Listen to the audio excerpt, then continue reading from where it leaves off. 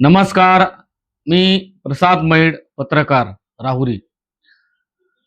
महात्मा फुले कृषी विद्यापीठामध्ये राज्याचे मुख्यमंत्री देवेंद्र फडणवीस यांना मानाची डॉक्टर ऑफ सायन्स ही मानद पदवीदान समारंभात प्रदान केली जाणार आहे.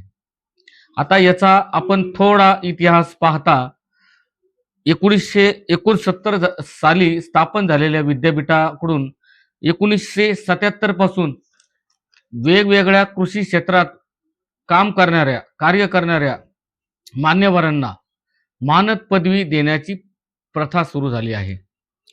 1977 साली राव बहादूर डॉक्टर PC पाटील यांना प्रथमच कृषी विद्यापीठाच्या वतीनं doctor of science he doctorate पदवी प्रदान करण्यात आली होती. त्यानंतर गेल्या 54 वर्षांच्या काळात 26 मान्यवरांना कृषी विद्यापीठाने मानद अशी पदवीदान समारंभात दिलेली आहे. त्यात 21 जणांना डॉक्टर ऑफ सायन्स, 3 जणांना डॉक्टर ऑफ ह्युमॅनिटी, तर 2 जणांना कृषीरत्न व लेटर्स सायन्स अशी पदवी देण्यात आलेली आहे.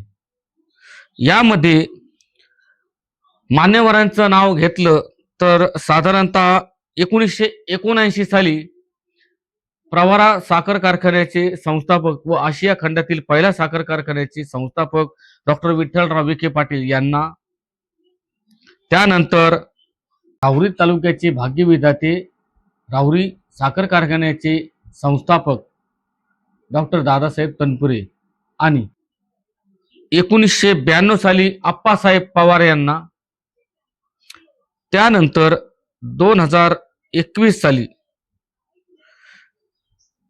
ज्येष्ठ नेते शरद पवार व नितीनजी गडकरी यांना, 2013 साली पद्मभूषण बाळासाहेब विखे पाटील यांना,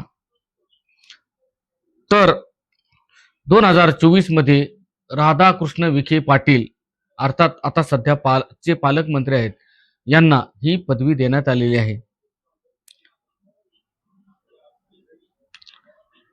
अशा पद्धतीनं कृषी विद्यापीठाने कृषी संशोधन, विस्तार, शिक्षण असं कार्य करीत असताना या मानद डॉक्टरेट अशी पदवी ही दिल्यानंतर अशा मान्यवरांचा गौरव केलेला आहे. आता उद्या राज्याचे मुख्यमंत्री देवेंद्र फडणवीस यांना ही पदवी दिली जाणार आहे, तर याकडे सर्व राज्याचे लक्ष लागले आहे. प्रसाद मैड, सतर्क खबरबाज जिल्ह्याची, राहुरी.